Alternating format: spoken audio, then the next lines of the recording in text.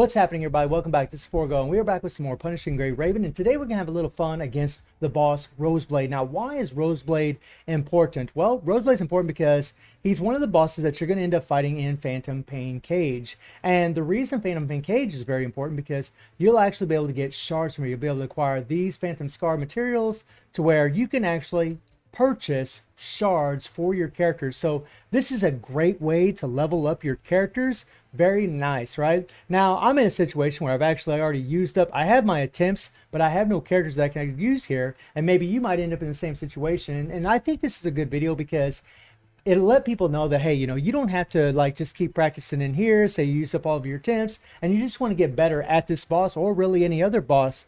So there are other ways to do this. You can go into the trial zone here, and you can go into Nightmare Story, and you can actually fight Roseblade in here, but you're going to have to beat Nightmare Stage 310, Twisted Hobby before you can do that, which is something I haven't done yet. Still pretty new to the game. I went that far in there. But in your story mode, once you get to 8-5, you can actually start fighting this guy over and over and over, which is pretty awesome. Now, the way not to use your stamina is just make sure that you come in here, and before you finish the fight, go ahead and stop it and then get out of it. Then you won't use your stamina. You just keep doing it over and over and over again. And this is really good for players because it'll, for one, I don't think this boss is super difficult, right? I think he's at a level where like beginners are trying to learn how to dodge, try to learn how to use their QTE skills, and try to become just better players. And I think this boss is really amazing for this. So if we take a look at the builds that I have on these characters, I am going to be using Lucia, and this is always the free-to-play team. I always like to go with this team here, but my Lucia does have 2755 BP, and then my Liv here only has 1987, and then my Nanami has 1673, right? Nothing really major as far as their builds, but if we take a look at we got going on here, as far as memories, my bad. We got 2 level 40 memories here, which are amazing. These babies are amazing right here because they're going to decrease the defenses by 10%. We got the AFI memories here, which will actually, for each orb pinged, it'll increase all damage increased by 2% for 3 seconds, and this can be stacked up to 5 times. So this can actually go up to 10%. And then we have these cards here, which increase your basic damage increased by 10%. All cards that you actually get from the game as you play through it. But this sword here I did make the $6 purchase for some black cards for the 1 monthly pass, and I did get this sword for free after I made that purchase. But even without the sword, I guarantee you could do this. This isn't about doing the clear. This is really just more about, practicing against this boss so you can actually get better against Phantom Pain Cage, so you're able to get more points and obtain more Phantom Scars so you can obtain more shards for your characters. Now my Liv here, I don't have her built well at all. All I have is these healing memories on her. That's pretty much it. Level 1 healing. That's it. I just use Liv as a support to heal up my characters. That's pretty much it. Now, something to remember is whenever you're facing any boss, the objective really, of course, there's going to be players that are just going to want to get the clear, and that's cool. There's nothing wrong with that. I have my moments where that's what I want to do too.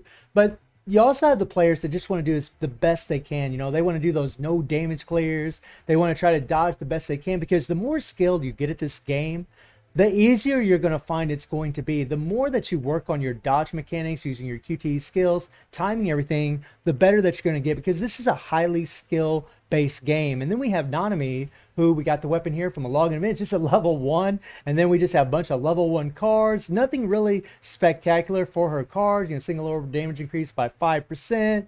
Then we have these here, physical and elemental damage increased by 5%. And this really isn't the best memory for her because she is 100% physical. And Nanami, she is a 100% physical, but she doesn't have any elemental damage. So really having memories that's just going to buff up physical damage or decrease the defenses of the enemy or decrease the physical defense of the enemy are going to be the really good memories to have on this character. So I've already pre-recorded a run for you guys, and it was a pretty good run. It wasn't perfect. It wasn't immaculate, but I wanted to kind of run through this with you to kind of guide you in how you can beat Roseblade. So let's do it.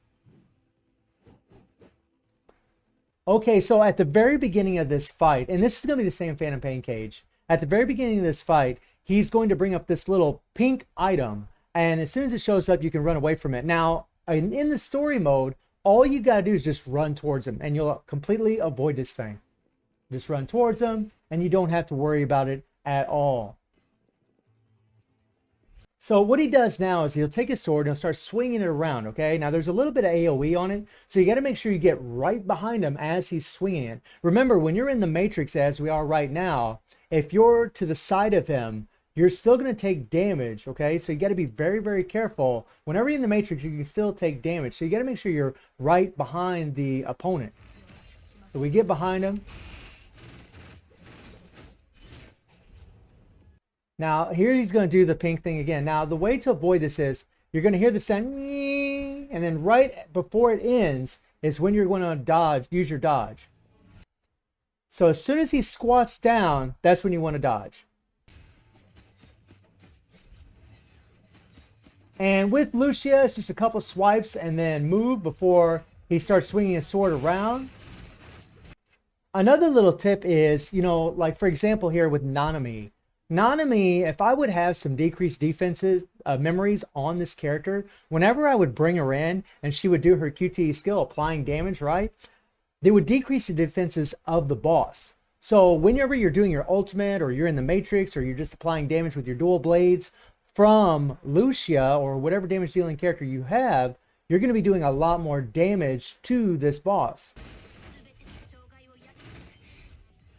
I have the decreased defense memories actually on Lucia, so I don't have to worry about that, but it is something to think about.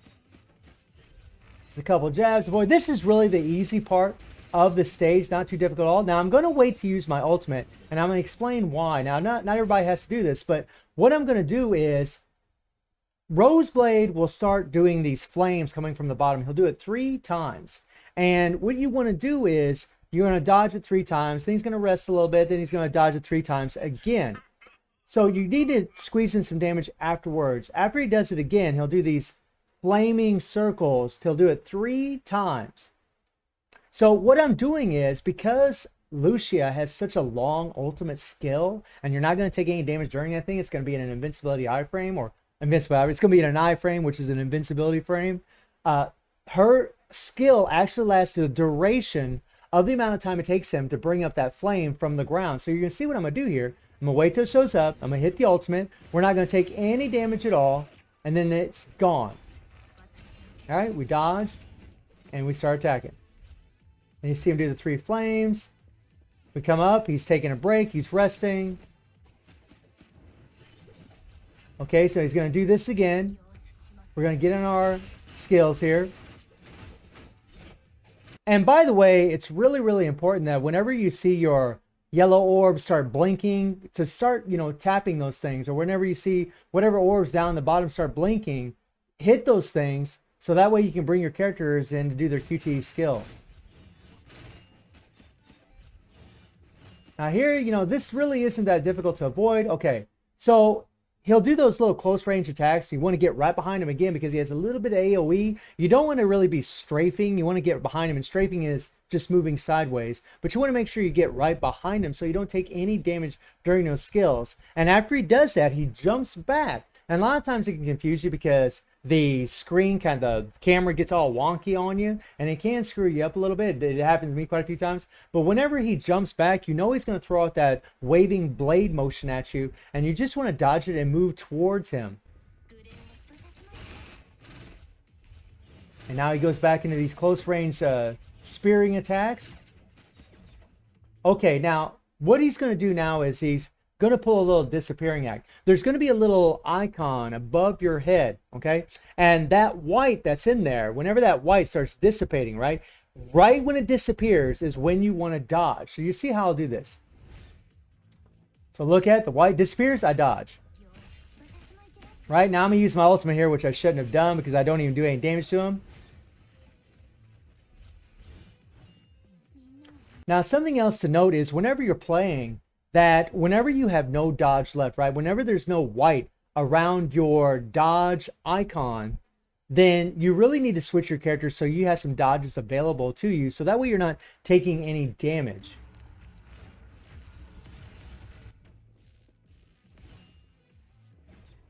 Okay, now watch what I do. It's going to disappear. I'll move, right? We'll just sit in motion. We'll stand here, move, right? It's really, really easy to avoid that attack. Once you get it down, once you get the timing down, now you see right there what happened there?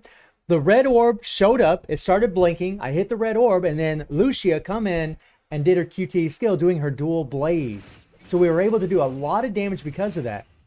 That's something to always keep in mind whenever you're playing. And boom. We didn't take much damage at all. I think I only got hit like twice, maybe in the whole run. Pretty good run for the most part.